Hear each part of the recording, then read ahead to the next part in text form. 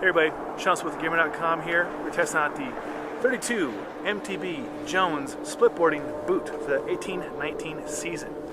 So this is what some might consider the top dog splitboarding boot for a lot of reasons. It's extremely stiff. It's strap cramp-on compatible, not auto. Legit burly Vibram sole, and then of course articulation for when you're touring or just winter camping and kind of walking around campus. It's nice to have that range of motion increased.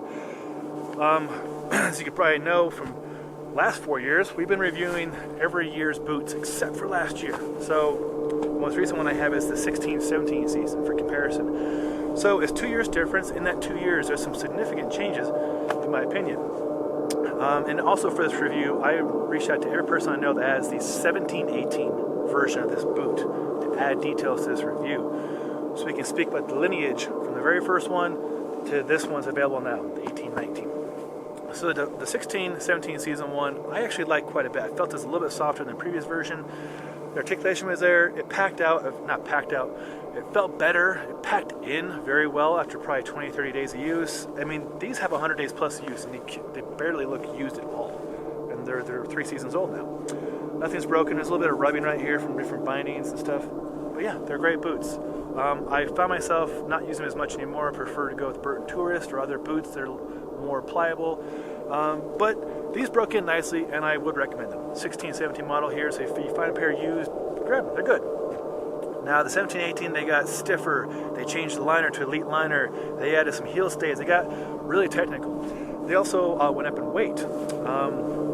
So the 16-17 comes in at 1,425 grams. So it's kind of heavy. You feel it right away. The 18-19 is 1,600 grams. That's significantly, that jumped up quite a bit. That's 3.5 pounds per boot for a size 11.5. Maybe you're not 11.5. You say your weight that way. Good for you. That's pretty heavy. For comparison, my Burton Tourist, which I'm currently wearing and currently use the most, are 2.5 pounds. They're a little under 1,200 grams, just for comparison. My personal opinion is that's pretty heavy, and I think it's because the liner is so dense. I'll show a picture right here below in this review of how much detail and density and foam is involved in the new liner. And it's supposed to create more rebound and energy and last longer and be more durable, which is all great and dandy, especially for the investment at $600 for a pair of boots. But I mean, the old liner I have not had issues with. So the new liner, I imagine, will get twice as much life out of it, which is great. Make your dollar go farther. It's just heavy. It's also stiff. They're always stiff. They're like nightmarishly stiff to break in. I've commiserated with everybody I know who owns them about how painful the break-in period is. And on top of that, I have arthritis on both my feet. It's no joke. It's extremely painful. It's called hallux rigidus, which means my big toes don't move. So trying to jam a flat foot into a boot that's stiff, so effing stiff, is a nightmare. I mean, I've got tears coming down, and I'm not trying to be a sissy about it. It's that painful. But the benefit is they're stiff boots, and you can make them stiffer laterally by putting in the stays. I took them out because I don't need that much stiffness. But I'll have a picture below of those yellow plastic stiffeners you can put in there that pushes it. They call it 11 out of 10. They just call 11 out of 10 on the box, and that makes it 12 out of 10 when you have those things. So I'm not trying to complain. I'm trying to paint a pretty clear picture that they're extremely stiff and relatively painful if you have any foot issues. And I reached out to everybody I know who has the 17-18 versions. I'm talking professional splitboard athletes from around the world to pick their brains about how they feel about it, if they had any foot issues. And you'll see in the written review below the pros and cons. And I'll be honest, a lot of people have foot issues. A lot of people have foot pain wearing these boots because they're so jam-packed, full of everything. I don't know what. Just so much going on in here that makes them heavy and stiff, which is great if you're the person who needs a heavy, stiff boot to do like mountaineering, to use strap-on crampons and kick into firm-ass snow. If you're a typical snowboarder or splitboarder, it might be overkill for you. My personal preference, and I'm married to level 2. I'm not like, beginner, but I don't need this boot. I rock the Burton Tourist 90% of the time, and it's extremely comfortable, and I'm happy with it. If I were a very aggressive rider, I probably would look into hard boots too. The weight savings, other technical benefits might be there. I can't speak to that honestly because I don't ride hard boots. But the people I surveyed who do They swear by it. So that might be another avenue for you to pursue.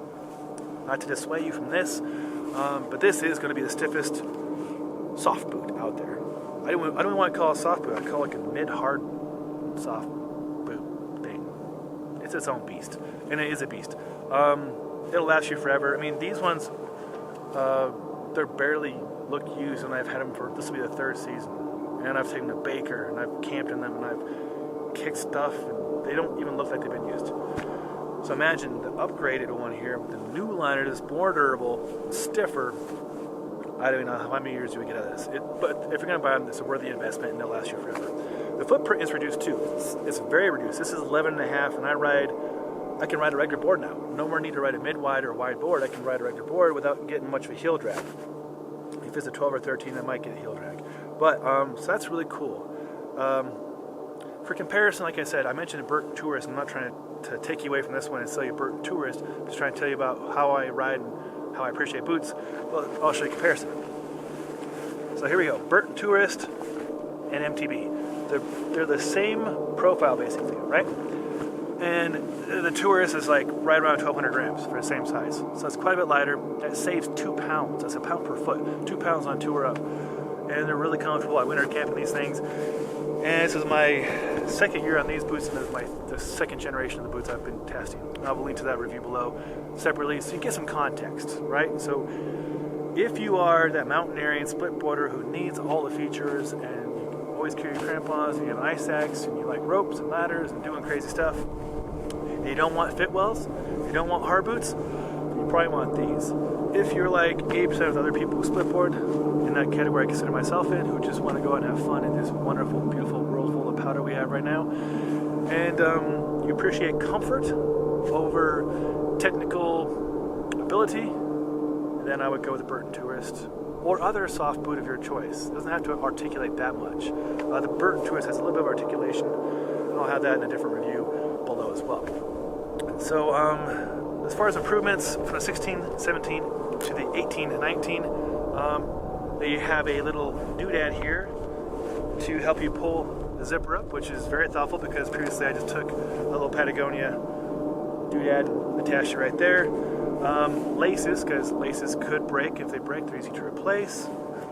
You have an amazingly complicated elite level liner, and I'll have better pictures, but you can see this, all this rubber, kind of crazy dense foam right there, and that's probably what adds to the weight, making it much heavier and stiffer.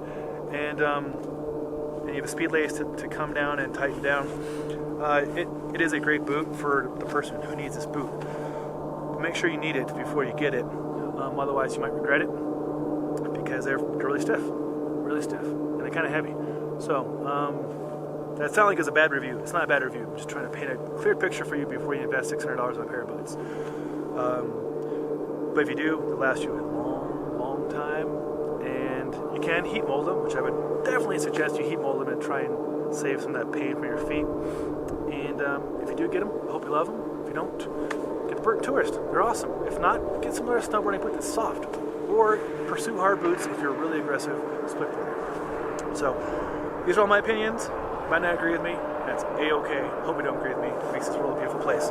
So, anywho, there's the 16-17, 18-19 Jones MTB split-board boots. I'm Sean Sewell. If you found that helpful, more information on agreement.com below.